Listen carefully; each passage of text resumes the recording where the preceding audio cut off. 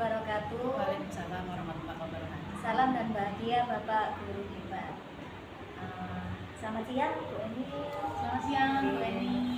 Baiklah, perkenalkan nama saya Eni Rusmawati, CGP Angkatan 9 dari kelas 334 Kabupaten Mojokerto dari SDN Kembang Ringgit 1 yang pada siang hari ini akan melakukan kegiatan wawancara dengan pemimpin atau kepala sekolah berkaitan dengan tugas untuk melengkapi tugas demonstrasi kontekstual pada modul 3.1. Baiklah Bu Eni, pangapunten menyita waktunya sekedap untuk kita wawancara sebentar ya Bu Eni ya. Monggo Bu Eni.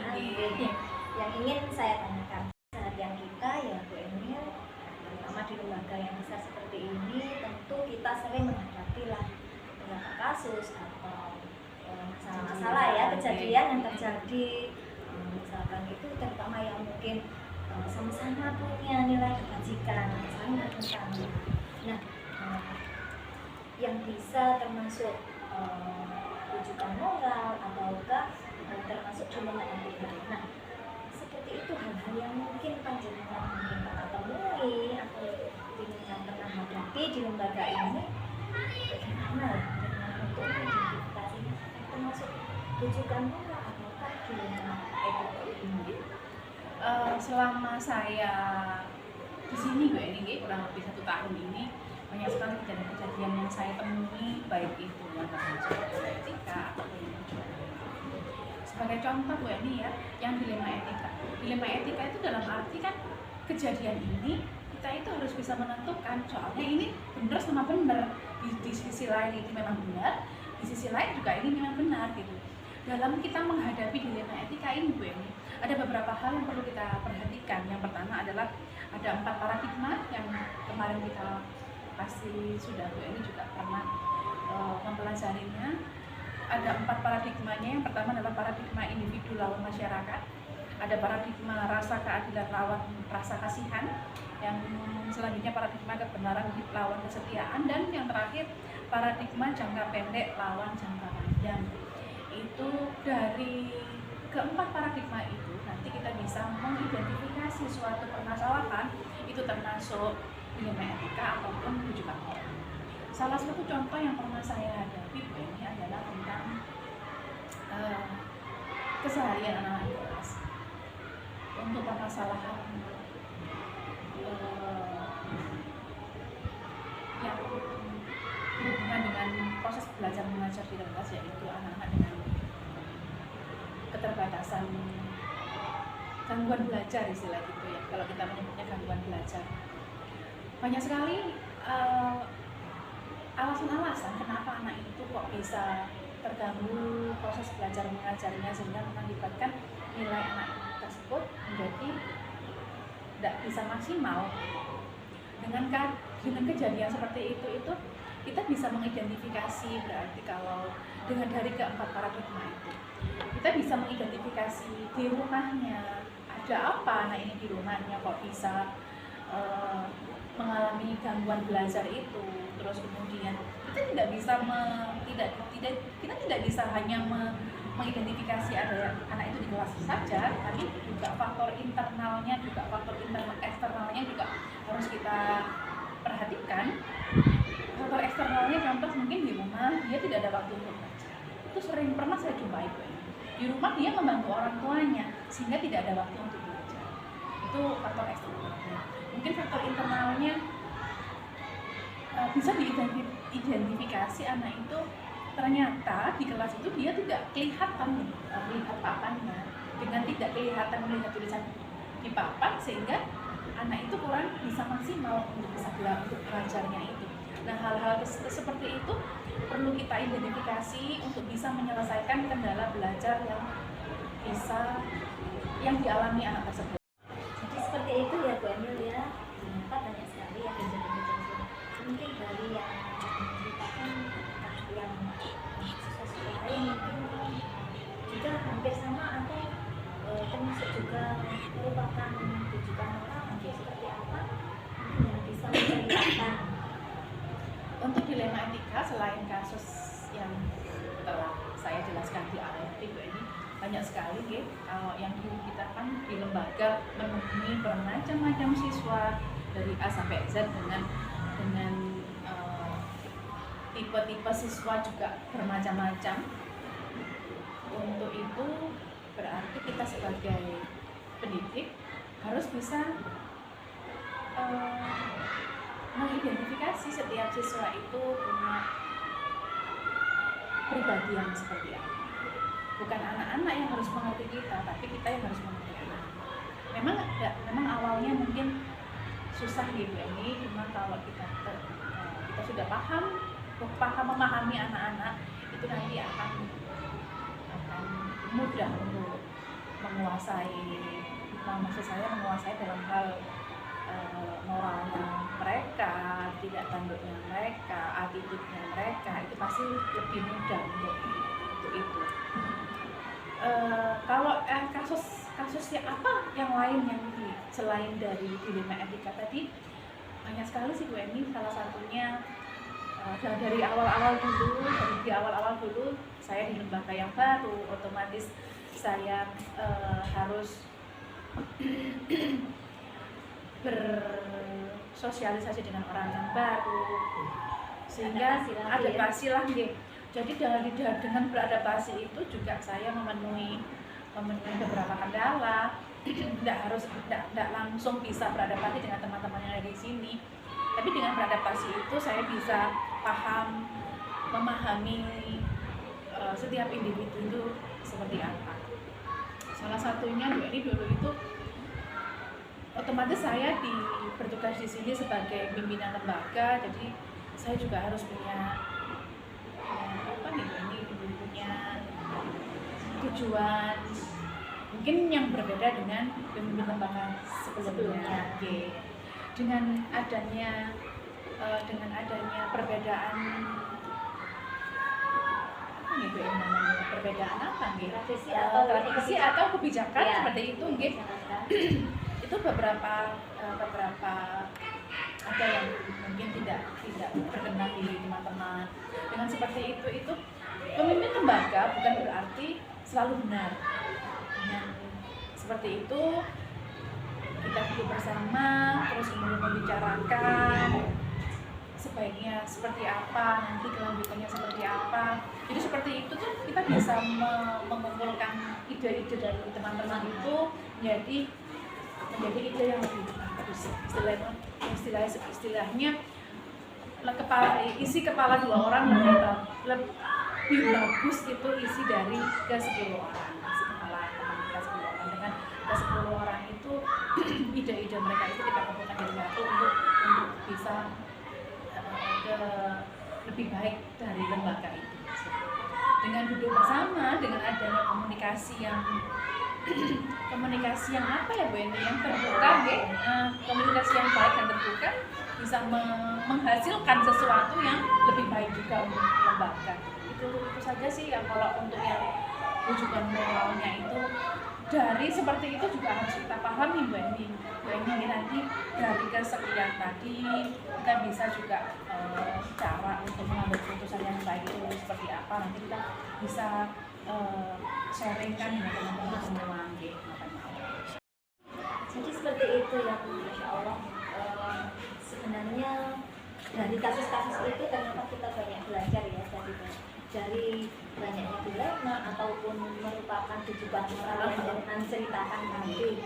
Sebenarnya sebelum saya tanyakan ternyata sudah terjawab. Iya, sudah terjawab. Sudah diceritakan ternyata langkah-langkahnya panjenengan tadi, prosedurnya atau langkah-langkah yang diambil ketika ada suatu kasus atau dilema etika.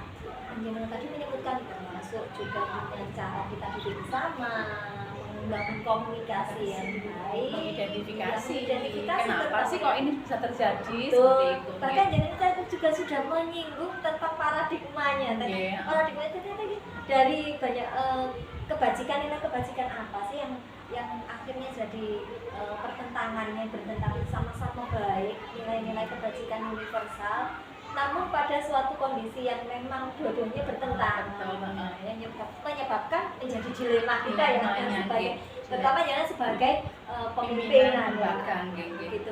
Baik Ibu, dalam saya lanjutkan ini dalam menghadapi kasus-kasus tersebut, menghadapi dilema etika maupun rujukan moral yang terjadi ya Bu, tentu ada tantangan-tantangan tersendiri buat penyelenggara. Bisa ceritakan tantangan apa ya Mbak ya? Tantangan mungkin yang saya hadapi itu adalah mungkin teman-teman kan di sini ada yang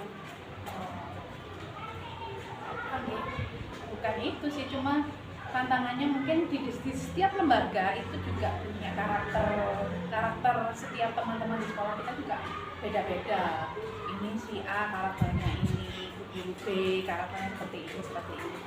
Itu malah mungkin tantangannya. Tapi di setiap tantangan itu saya yakin dengan komunikasi yang baik, dengan kita sering duduk bersama untuk bisa menghadapi bermacam-macam apa ya Mbak ya, bermacam-macam karakter dan sifatnya teman-teman itu, saya rasa tidak menjadi kendala buat saya. Yang penting kita komunikasi, intinya komunikasi yang baik, itu aja sih Mbak yang selama ini saya terapkan di sekolah.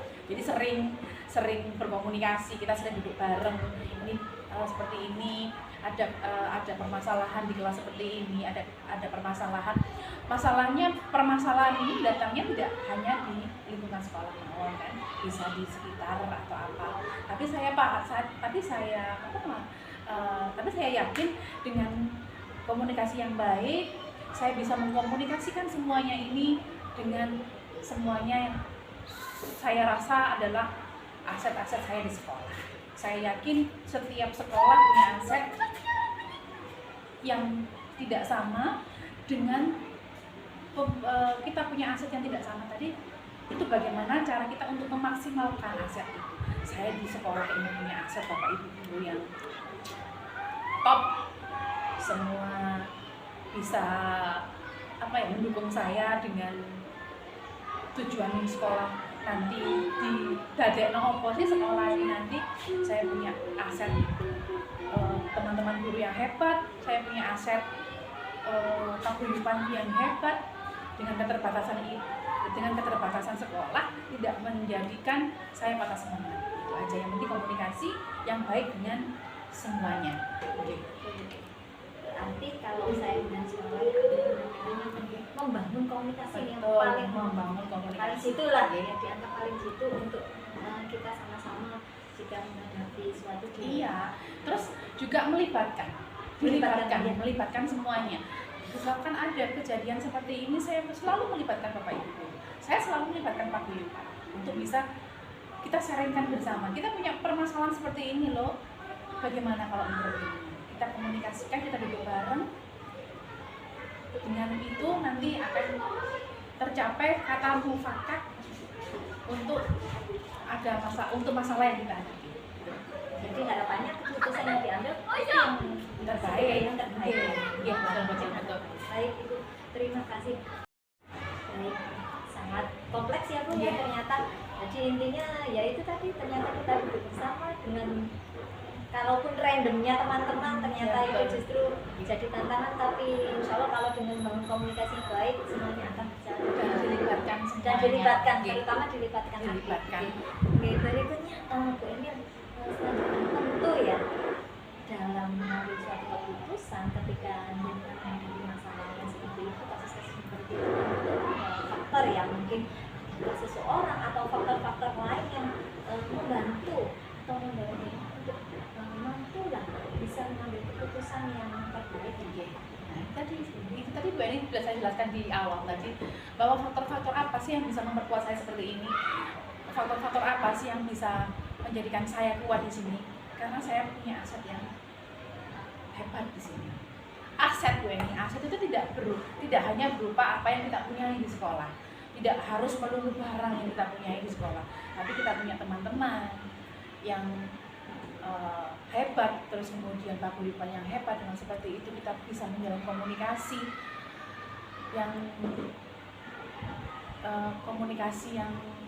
apa gitu ini. Pokoknya intinya komunikasi. Dengan komunikasi itu kita jadi tahu mereka itu kepinginnya bagaimana, ini kepinginnya bagaimana. Untuk paguyuban pemikirannya sekolah ini seperti apa sih nantinya. Dengan seperti itu yang membuat saya, yang bisa membuat saya menjadi semangat. Faktor-faktor apa tadi? Faktor tadi saya punya teman-teman guru di sekolah yang hebat, saya punya paguyuban juga yang hebat, yang mau mengerti kita, yang mau mengerti sekolah, keadaan sekolah bagaimana. Itu mau juga, ini faktor-faktor yang saya rasa cukup pengaruh, yang cukup mempengaruhi, punya pengaruh besar terhadap kinerja saya dan teman-teman di sekolah. Aset. Saya yakin setiap lembaga pasti punya aset sendiri ya. Tidak sama, terutama tidak sama gitu. Baik, untuk yang terakhir ini Bu ya, yang terakhir tentulah dari percakapan kita siang hari ini tentu pelajaran bisa diambil, dan saya juga termasuk sama-sama bisa dipetik lah dari pengalaman kita, cerita ini, bincang-bincang kita ini. Ya banyak sih Bu Eni ya, apalagi saya masih dari segi usia, saya juga pasti kalah pengalaman dengan bapak ibu guru kita yang senior di sekolah. Dengan seperti itu, itulah pentingnya komunikasi. Bukan berarti saya di sini sebagai pemimpin lembaga saya tidak bisa menentukan keputusan, tidak bisa mengambil keputusan, tidak.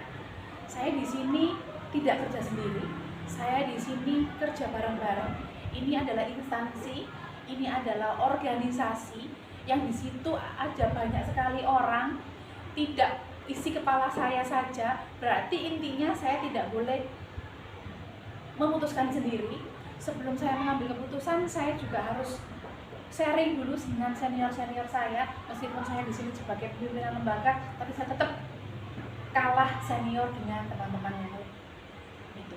Nah, dengan seperti itu, beliau-beliau yang senior lebih punya pengalaman, lebih punya pemikirannya juga jauh lebih panjang daripada saya. Nah, seperti itu selalu saya komunikasikan. Setiap ada permasalahan, bukan permasalahan gitu ini istilahnya apa gitu, sedikit lah mungkin yang perlu di-sharingkan, saya selalu minta pendapat beliau, saya harus bagaimana dengan seperti ini. Tidak menutup kemungkinan saya juga harus tanya, kalau dulu seperti apa. Saya tidak boleh menentukan sendiri. Saya di sini sebagai pimpinan lembaga. Jadi keputusan saya seperti ini tanpa menghiraukan sekeliling saya. Saya tidak mau disebut sebagai pimpinan lembaga yang diktator. Saya kepingin menciptakan lembaga itu yang nyaman. Setiap teman-teman guru di sini juga nyaman, karena sekolah adalah rumah kedua bagi kita. Rumah kedua bagi kita. Kalau sekolah kita nyaman, insya Allah nanti dalam membimbing anak-anak juga nyaman. Jadinya anak-anak nanti juga sesuai dengan apa yang kita harapkan. Intinya Bu Eni di sini kita sama-sama belajar ya. Kita sama-sama setiap nanti ada suatu kejadian, kita bisa mengambil hikmah dari kejadian itu dan bisa kita jadikan pengalaman. Intinya kita di sini tidak bekerja sendiri. Saya bukan superwoman, saya di sini kerjanya itu super tim. Jadi saya tidak bekerja sendiri, saya tidak bisa dan tidak boleh mengambil keputusan sendiri. Itu mau saya. Siap.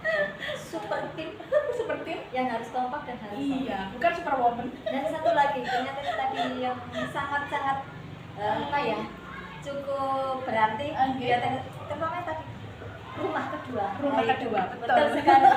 Oke. Terima kasih bincang-bincangnya siang hari ini Bu Eni. Masya Allah, bermanfaat. Yang tersebut untuk waktunya, maaf mengganggu sedikit waktunya panjenengan. Semoga ini nanti juga bisa bermanfaat, kita sama-sama saling belajar. Anda sembah nuwun. Demikian wawancara saya dengan Ibu Kepala SDN Kemarin 1, Ibu Asmina Mustafa. Semoga bermanfaat. Salam dan bahagia. Assalamualaikum warahmatullahi wabarakatuh. Waalaikumsalam warahmatullahi wabarakatuh.